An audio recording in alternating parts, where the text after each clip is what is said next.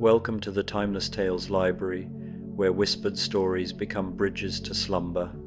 I'm Oliver, your evening companion, and tonight I've prepared a tranquil narrative to calm your thoughts and shepherd you toward peaceful dreams. The Timeless Tales Library flourishes through the kindness of souls like you. If these gentle tales have brought you solace, please subscribe and help us weave more of these restful journeys together. As you nestle into comfort, drop a note below sharing where in the world you're listening tonight, and tell me of a magical place you'd love a story to carry you, perhaps the floating gardens of Babylon, the crystal caves beneath the northern lights, the hidden tea houses of ancient Chengdu, or a lighthouse perched on the edge of a starlit sea. Your whispered wishes keep our cozy sanctuary alive with wonder. Tonight's story is about a gentle tale of Robin Hood and his companions, discovering a hidden grove where time moves like honey and dreams take root beneath ancient oak trees. In this peaceful corner of Sherwood Forest, the merry men find themselves drawn into a world of soft magic, where whispered conversations with woodland spirits and the discovery of a mysterious silver spring lead to profound moments of rest and wonder. Now, close your eyes and breathe slowly. Tonight, you're not in your room. You are descending into the sunken library within the Timeless Tales Library. Here, the air is thick with peaceful silence, and the light is soft and hazy, filtering down from the water's surface far above. Every shelf is covered in smooth green moss, and the books glow with a soft bioluminescent light. The only sounds are the gentle currents and the occasional brush of a fish's tail. Feel yourself sink deeper, your body becoming as weightless as a page adrift in the water. Your bed is a soft bed of sand at the bottom of this quiet sea, cradling you securely. Release your jaw, your shoulders, and your hands. Let the pressure of the day lift from you, rising to the surface like a stream of bubbles. Let the stories of the Timeless Tales Library drift into your imagination like schools of colorful silent fish. Robin Hood, the moonlit glade of Sherwood. The evening mist hung like silk scarves between the ancient oaks of Sherwood Forest, each droplet catching the last amber rays of sunlight that filtered through the canopy above. Robin Hood walked slowly along a path he had never seen before, though he had roamed these woods for more years than he could count on both hands. His feet, clad in soft leather boots worn smooth by countless journeys, made barely a whisper against the carpet of moss and fallen leaves that seemed to glow with their own inner light. Behind him, at a distance that felt both near and far, came the gentle voices of his companions. Little John's deep, rumbling laugh echoed like distant thunder, while Friar Tuck hummed a melody that seemed to weave itself into the very air. Will Scarlet's boots crunched softly on a twig, and somewhere among the trees, Much the miller's son could be heard practicing his lute, the notes floating like butterflies between the branches. But Robin found himself drawn forward by something he couldn't quite name, a feeling as soft as morning dew and as persistent as the pull of the moon on the tides. The path beneath his feet seemed to shimmer, not with any earthly light, but with something that reminded him of the way water looks when moonbeams dance upon its surface. As he walked, the forest around him began to change in the most subtle of ways. The bark of the trees took on a silvery sheen, as if someone had brushed them with starlight.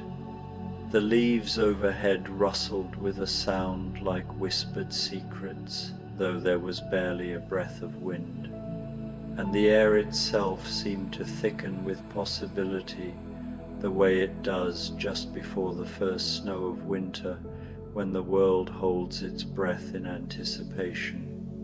Robin paused beside a particularly magnificent oak, its trunk so wide that it would take 6 men holding hands to embrace it fully. The tree seemed ancient beyond measure, its roots disappearing into the earth like the fingers of a sleeping giant. He placed his palm against the bark, and for a moment he could have sworn he felt a gentle pulse, slow and steady as a heartbeat. "You feel it too, don't you?" came a voice from behind him, soft as velvet and warm as honey. Robin turned to see Maid Marian approaching, her green cloak trailing behind her like liquid forest shadow. Her dark hair was adorned with small flowers that seemed to glow faintly in the gathering dusk, primroses and forget-me-nots that she must have gathered along the way, though Robin couldn't remember seeing any flowers quite like these before. "The pull of the path," she continued, coming to stand beside him. "It's been calling to me all afternoon. I found myself setting down my needlework and simply walking." She placed her own hand on the oak's trunk, just below Robin's, and smiled. "The tree remembers so many things. Can you hear them?" Robin closed his eyes and listened not with his ears, but with something deeper. And yes, there it was, a sound like pages turning in an enormous book, like voices reading stories by candlelight, like the gentle rustle of 1,000 peaceful dreams. The oak was indeed full of memories, he realized, and they were all beautiful ones. "Come," Marian said, taking his hand in hers. Her fingers were warm despite the cool evening air. "The others are already gathering. They've found something wonderful." Together they followed the shimming path as it curved between trees that grew progressively more magnificent. Robin noticed that the usual sounds of the forest, the chirping of crickets, the rustle of small creatures in the underbrush, the distant call of an owl had not disappeared, but had somehow harmonized into something that sounded almost like music. It was as if the very forest was singing itself to sleep. The path led to a breathtaking clearing. It was a perfect circle, with trees forming a natural cathedral. The ground was carpeted in glowing pearl-like moss, and a spring of liquid starlight bubbled in the center. Robin's companions were already there, moving with a languid grace.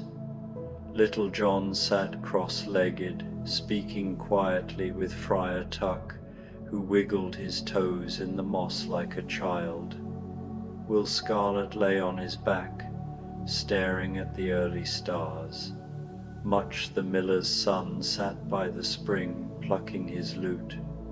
"Robin," Little John called, his voice now a warm purr, "you must feel this moss. It's like resting on a cloud of whispered lullabies." Robin and Marian joined the group. Robin sank onto the moss, which seemed to embrace him. Marian settled beside him, her cloak blending seamlessly with the forest floor, making her seem a part of the forest itself. "How long have you all been here?" Robin asked, though the question felt strangely unimportant. Time seemed to move differently in this place, like honey dripping from a wooden spoon. "I'm not entirely certain," Friar Tuck replied, his voice carrying the same dreamy quality that seemed to affect them all. "I was walking through the forest, practicing my evening prayers, when I found myself here. It feels as though I've been here both forever and no time at all." Will Scarlet sat up. I was tracking a deer, he said, but not to hunt it. It was silver with starlight eyes. It led me here, then vanished like morning mist. Much set down his lute and dipped his fingers in the spring. The water tastes of every good dream I've ever had, he said softly. Robin leaned in, seeing the water was so clear he could see the bottom, where smooth stones were arranged like writing. Tiny fish with gossamer fins swam lazily. Drink, Marian urged. There's something here that wants to be shared. Robin cupped his hands and drank. The water was cool and sweet, tasting of spring mornings and his mother's laugh. A deep sense of peace settled over him. One by one, his companions drank. Little John's face showed profound contentment. Friar Tuck's eyes grew soft. Will Scarlet smiled with pure joy, and Much began to hum. As daylight faded, the clearing's true magic was revealed. Tiny, deliberate lights appeared among the trees, weaving patterns that told stories without words. They were the colors of candlelight, moonlight, and new leaves. Forest spirits, Marian whispered, her voice full of wonder. They're welcoming us. The lights drew closer, hovering just above the companions' heads, and Robin felt a strange tingling sensation, as if invisible fingers were gently combing through his hair. The touch was so tender and caring that he found his eyes growing heavy with contentment. From somewhere in the trees came a voice, though whether it belonged to a bird or a spirit or the forest itself, Robin could not say. It spoke in the common tongue, but with an accent that sounded like wind chimes and rustling leaves. Welcome, guardians of the greenwood, to the glade of peaceful dreams, here, where time flows like honey and thoughts move like lazy summer clouds, you may rest without fear and dream without sorrow. The burdens you carry in the waking world need not follow you here. Little John stretched out fully on the moss, his great arms spread wide. I haven't felt this peaceful since I was a child, falling asleep in my grandmother's garden while she told me stories of the old days. The old days, echoed the voice from the trees, and now Robin could see its source, a figure that seemed to be made partly of bark and partly of moonlight, sitting in the crook of a nearby branch. Yes, we remember those days, when the boundary between dream and waking was thin as morning mist, and magic was as common as bread upon the table. The figure climbed down from the tree with movements that were both graceful and otherworldly, like water flowing upward. As it drew closer, Robin could see that it was roughly human in shape, but covered in bark that shifted and changed like living wood. Tiny flowers bloomed and faded in its hair, and its eyes were the deep green of forest pools. I am the keeper of this glade, the figure said, settling cross-legged on the moss near the spring. I have been waiting for you for longer than the memory of trees, which is saying quite a lot indeed. Friar Tuck sat up straighter, his face glowing with gentle curiosity. Waiting for us? But we didn't know this place existed. The keeper smiled, and when it did, flowers bloomed in a circle around its feet. Ah, but this place has known of you. Every act of kindness you've shown, Every moment when you've chosen compassion over cruelty, every time you've protected those who could not protect themselves, these things create ripples in the world, and those ripples eventually find their way here. Will Scarlet propped himself up on his elbows, his expression thoughtful. So this place exists because of good deeds? Not exactly, the keeper replied, its voice like the sound of rain on leaves. This place exists because it must, but it reveals itself only to those who carry enough light in their hearts to see it. You, guardians of Sherwood, have carried such light for so long that you've created a beacon visible even from the deepest reaches of the dreamlands. Much picked up his lute again, but instead of playing, he simply held it, running his fingers lovingly over the wood. Is this a dream then? Will we wake and find ourselves back at our usual camp, with nothing but the memory of this peace? The keeper considered this question with the gravity it deserved. Dreams and waking are not so different as mortals often believe. What happens here will stay with you, woven into the fabric of your being like golden thread through green cloth.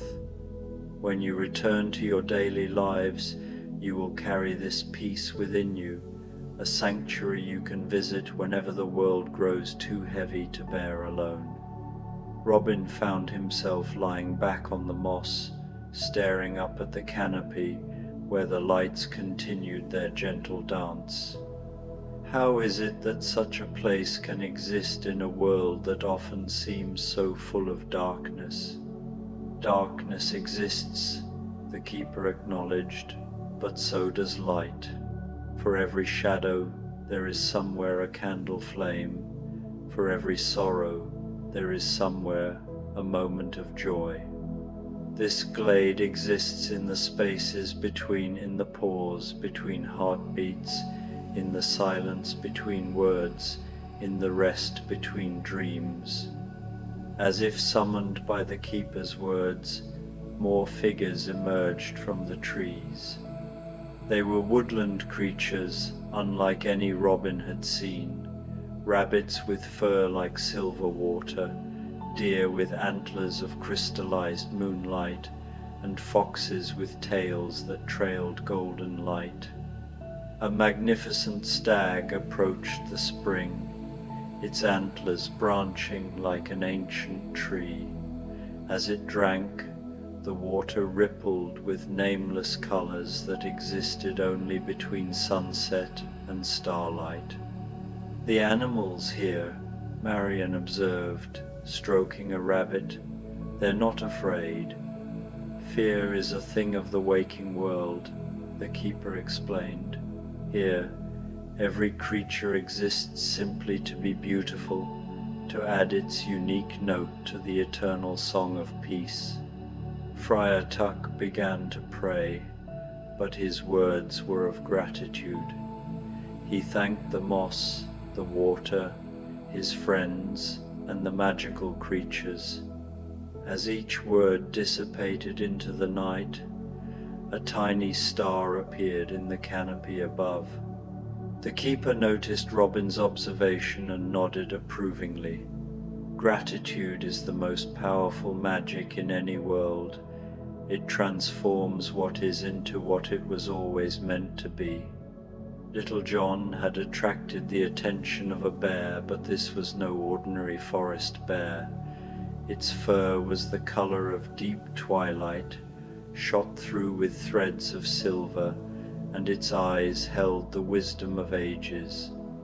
The great creature had settled beside the even greater man, and both seemed perfectly content to share the silence together. I feel as though I could stay here forever, Little John murmured, running his fingers through the bear's soft fur. Not because I want to escape the world, but because this feels like the world as it should be. And that feeling, the keeper said, is exactly what you're meant to take back with you. The knowledge that this peace exists, that it's always available to those who know how to look for it. You are guardians not just of the forest, but of the possibility of goodness in the world. Will Scarlet had sat up and was now cross-legged like the keeper, his hands resting palms up on his knees. "I've been thinking," he said slowly, "about all the times we've fought against injustice, all the wrongs we've tried to right. I always thought we were fighting against something, but maybe we were really fighting for something, for the possibility of places like this." Wise words. The keeper agreed. Every act of courage creates a space where beauty can take root. Every moment of compassion waters the seeds of wonder. You have been gardeners of peace without even knowing it.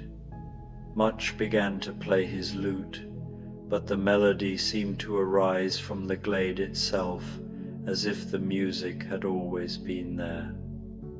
The tune was simple yet profound, like a childhood lullaby, and it made the air glow. As the music filled the glade, flowers bloomed in perfect time.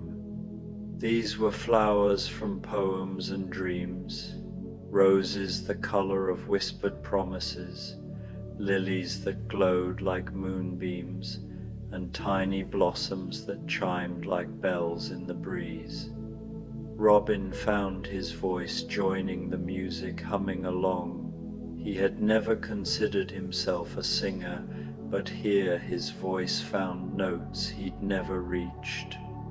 Marian, Friar Tuck, Little John, and Will Scarlet joined in, their voices weaving together like colored threads, creating harmonies that made the stars shine brighter. The keeper listened with closed eyes, swaying gently with the music. "Ah," it said when the song finally faded into contented silence, "now you begin to understand. This is what you've been fighting for all along, not just justice for those who suffer, but the preservation of beauty, the protection of wonder, the safeguarding of joy itself." A soft splash drew their attention back to the spring.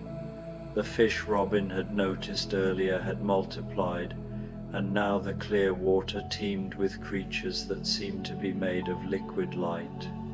Some were shaped like fish, others like tiny seahorses or miniature whales. They swam in intricate patterns that told wordless stories of adventure and homecoming, of love found and friendship cherished. "Would you like to hear a story?" the keeper asked, settling more comfortably against the massive trunk of the central oak. "A story about this glade and how it came to be?" The companions arranged themselves in a loose circle around the keeper, their faces turned expectantly toward the ancient being. Even the woodland creatures seemed to gather closer, as if they too loved to hear this particular tale. "Long ago," the keeper began, its voice taking on the cadence of all the best storytellers, before the first human ever set foot in these woods, "there lived here a community of spirits who had grown weary of the constant cycle of seasons. They loved the beauty of spring's awakening and summer's abundance, autumn's glory and winter's peaceful sleep, but they yearned for a place where all seasons could exist together in perfect harmony." As the keeper spoke, the clearing around them began to shift and change, though so gently that it felt more like a daydream than a true transformation. Robin blinked and saw that the moss now bore tiny spring flowers in one corner, while autumn leaves drifted gently down in another area, though the trees above showed no signs of changing seasons. In the distance he could glimpse what looked like snow falling softly between the trees, but the air remained perfectly warm. So they gathered here, at the heart of what would someday become Sherwood Forest, and they sang. They sang for 7 days and 7 nights, weaving their voices together like the roots of the great trees, until their song became solid and real. And when they finished singing, this glade existed a place where time moves not in the straight line of the mortal world, but in gentle spirals, where every moment contains echoes of every other moment. Little John had closed his eyes and was breathing deeply, as if trying to memorize the very air. "That's why it feels so familiar," he said.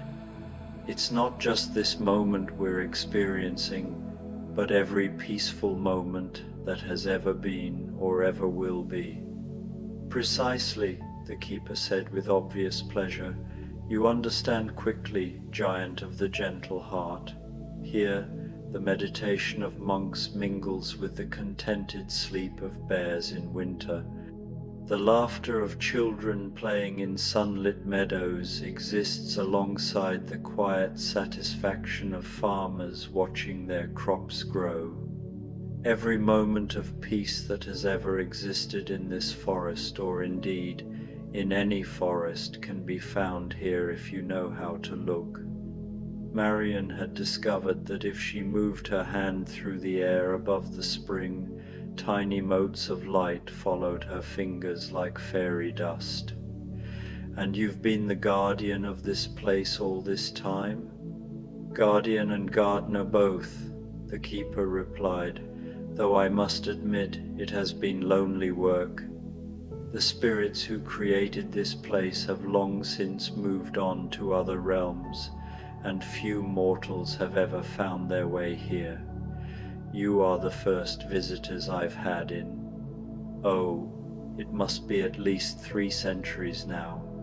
Friar Tuck looked up from where he had been contemplating a flower that seemed to bloom and fade and bloom again in an endless peaceful cycle. "But surely other good people have walked these woods, other souls who might have found comfort here." The keeper's expression grew thoughtful. "Indeed they have. But finding this place requires more than just goodness of heart, though that is certainly necessary. It requires a very particular combination of qualities: courage, balanced by gentleness, strength, tempered by compassion, the ability to fight for justice while never losing sight of beauty. Such souls are rare." Will Scarlet had been trailing his fingers in the spring, watching the fish of light swim between them. "What about the others we've helped over the years? The people we've protected, the families we've fed? Could they find this place?" "Some might," the keeper said. "Acts of kindness received can open the heart just as surely as acts of kindness given. But most mortals, even good ones, become so focused on the struggles of daily life that they forget to look for wonder. They lose the ability to see paths that shimmer with possibility. That's sad," Much said, his voice carrying genuine sorrow. "Is it?" the keeper asked gently, "or is it simply the way of things? After all, if everyone could find this place easily, it would become crowded and noisy and lose much of its magic. Treasures that are too easily found are rarely treasured properly." Robin considered this as he watched a deer, perhaps the same silver deer Will Scarlet had followed, emerge from between the trees to drink from the spring. Its presence seemed to make the water glow even brighter. So we're here not just for our own rest, but for some purpose? Every moment of peace has purpose, the keeper replied. But yes, there is something specific I would share with you, if you're willing to receive it. The companions exchanged glances, and Robin saw his own curiosity reflected in their faces. "We're listening," he said simply. The keeper rose and moved to the spring's edge, kneeling to place both hands in the water. Immediately, the surface began to show images, not reflections, but visions that seemed to rise from the depths like memories made visible. "Look," the keeper said softly, "see what your kindness has created." In the water, Robin saw scenes that took his breath away. There was the miller's daughter, whose family they had saved from starvation, now grown into a woman who ran an orphanage where children laughed and played safely. There was the merchant they had rescued from bandits, who had used his saved goods to start a shop that never turned away anyone in need.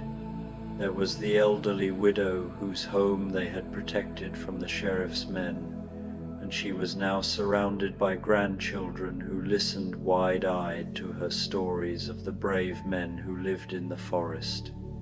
Scene after scene flowed through the water, lives touched and changed, kindness rippling outward like stones thrown into a calm pond.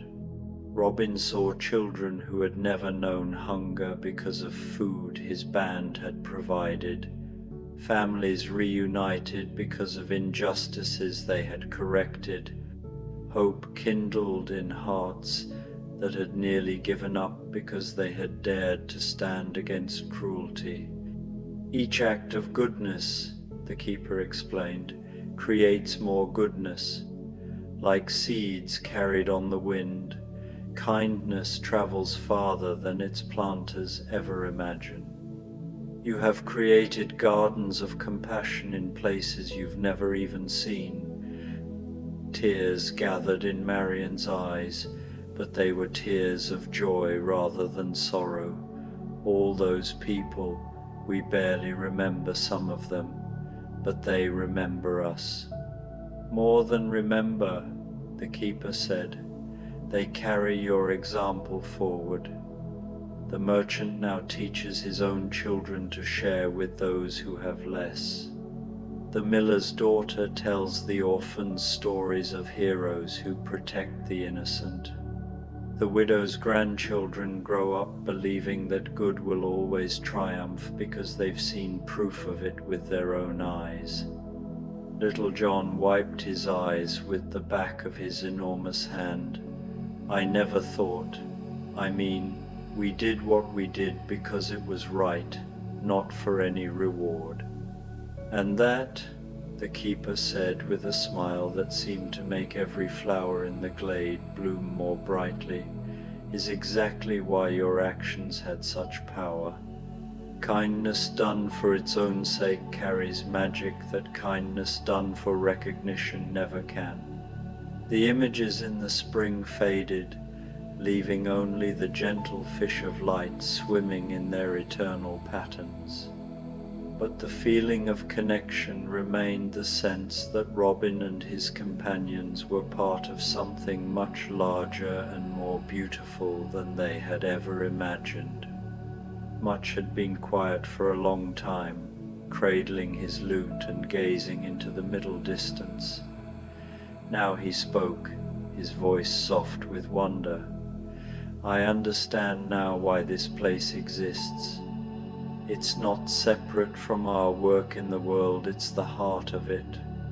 This peace, this beauty, this is what we're really fighting to protect. Yes, the keeper said simply, and now that you've found it, you'll never truly lose it again. No matter how dark the world seems, no matter how heavy your burdens become, you'll always know that somewhere this glade exists.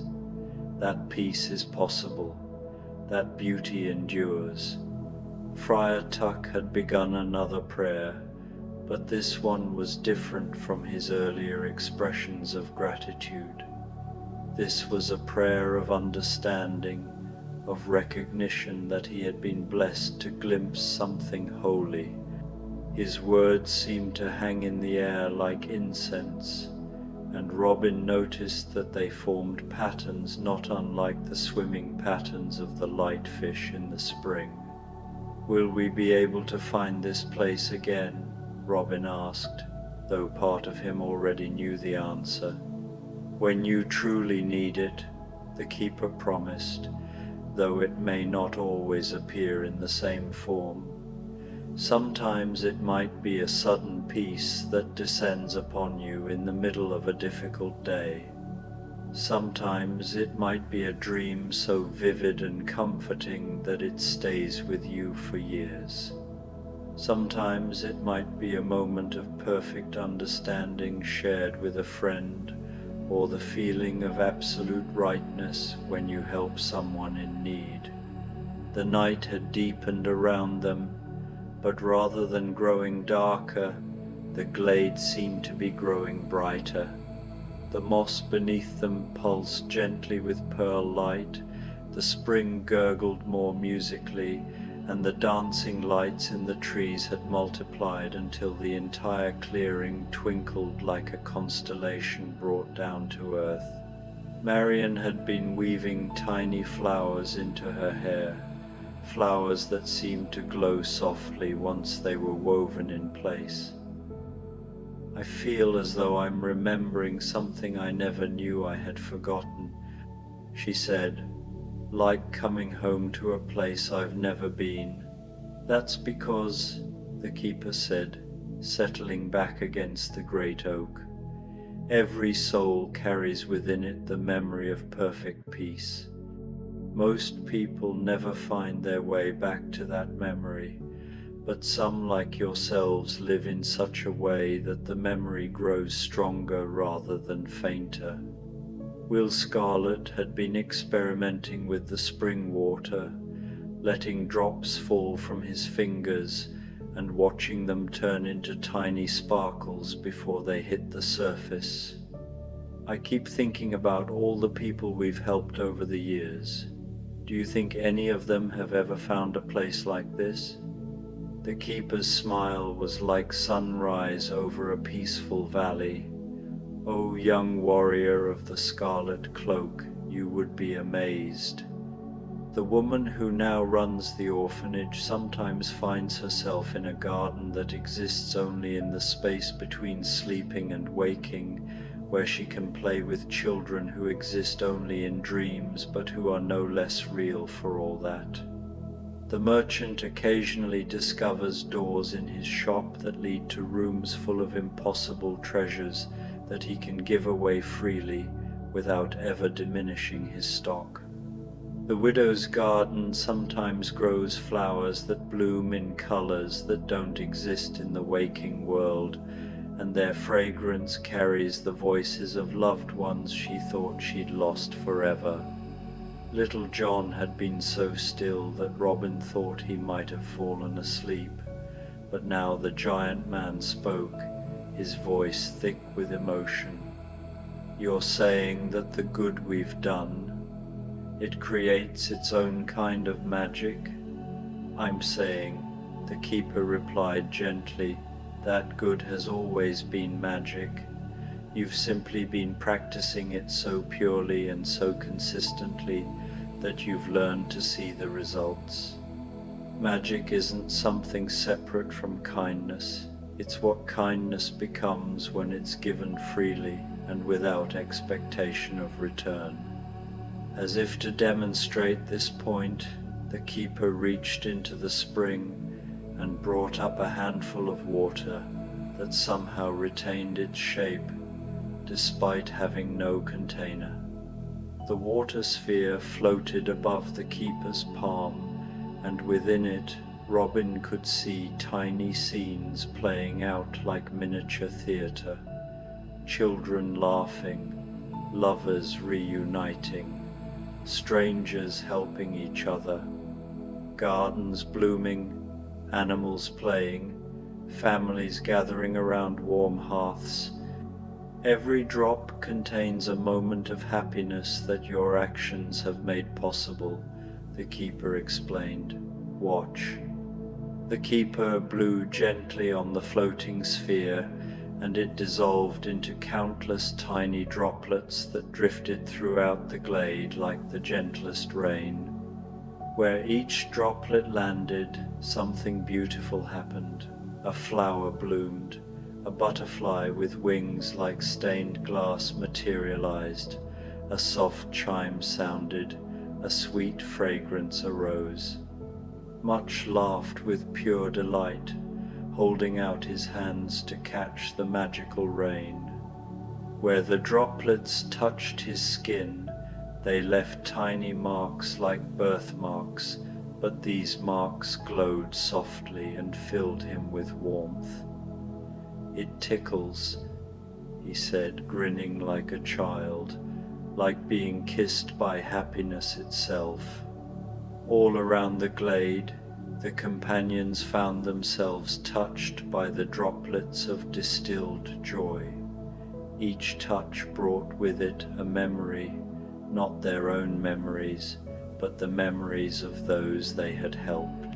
Robin felt the overwhelming gratitude of a father whose children had been saved from hunger. Marian experienced the relief of a young woman who had been rescued from an unwanted marriage. Friar Tuck felt the peace of mind of a village that no longer feared corrupt tax collectors. "This is what you carry with you always," the keeper said as the last droplets settled and were absorbed into the earth.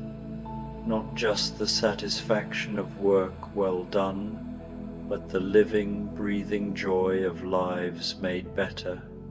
You are connected to every person you've helped, every injustice you've corrected, every moment of happiness you've made possible." The revelation settled over them like a warm blanket, and Robin found himself understanding, for the first time, the true weight of what they had accomplished. Not just the visible results, the coins returned to the poor, the corrupt officials driven away, the safety restored to endangered innocence, but the invisible network of love and hope and healing that spread outward from every good deed, like ripples in an infinite pond. "I used to think," Robin said softly, "that what we did was just a drop in the ocean, that no matter how many people we helped, there would always be so much more suffering in the world." "And you were right," the keeper said, "but you were also wrong. Yes, your actions are drops in the ocean, but what you failed to understand is that the ocean is made entirely of drops. Every drop matters, every drop changes the whole." As the night deepened further, the magical creatures of the glade began to settle in for sleep, though their version of sleep seemed different from ordinary slumber. The rabbits with silver fur curled up in small groups, but they continued to glow softly, like living lanterns. The deer lay down beneath the trees, their crystalline antlers creating patterns of refracted light on the moss. The magnificent bear beside Little John began to snore gently, and its snores sounded like the distant rumble of contented thunder. "Should we sleep as well?" Marian asked, though she seemed reluctant to let go of consciousness in such a magical place. "Sleep here is different," the keeper assured her. You don't lose awareness, you simply let it expand. Your dreams will be waking dreams, and your waking thoughts will have the gentle, flowing quality of dreams. You'll find it more restful than any sleep you've ever known. Will Scarlet had already begun to drift into this strange, peaceful state. His eyes remained partly open, but his breathing had deepened, and a smile of perfect contentment played about his lips. "I can see colors that don't have names," he murmured. "They're so beautiful." One by one, the companions allowed themselves to sink into the glade's unique form of rest. Robin found himself in a state that was neither fully awake nor fully asleep, where his thoughts moved like slow, lazy rivers, and every breath seemed to carry him deeper into peace. In this twilight state of consciousness, he became aware of conversations happening all around him. Not the conversations of his friends, who rested as peacefully as he did, but the conversations of the trees themselves. The great oak spoke of centuries of growth, of seasons beyond counting, of the deep satisfaction of providing shelter for countless generations of creatures. The younger trees whispered of their dreams of growing tall and strong, of their gratitude for the sun and rain and rich earth that nourished them. The spring bubbled its own liquid poetry, telling stories of its journey through the dark earth, of the minerals and memories it had gathered along the way, of its joy in finally reaching the surface where it could reflect the stars and nourish the roots of growing things. Even the moss beneath them had its own gentle voice, sharing the pleasure it took in cushioning weary travelers, in providing a soft bed for sleeping creatures, in slowly and patiently transforming fallen leaves into rich, life-giving soil. Everything here is alive, Robin realized with wonder, though whether he spoke the words aloud or simply thought them, he couldn't say. Everything has its own joy, its own purpose, its own way of contributing to the whole. Just as in the waking world, the keeper's voice drifted to him from what seemed like a great distance, though the ancient being sat only a few feet away. The difference is that here you can perceive it clearly. Here, the constant noise of worry and fear and urgency doesn't drown out the quieter voices of contentment and growth and love. Time flowed strangely in the glade. Robin felt as though now he was truly content.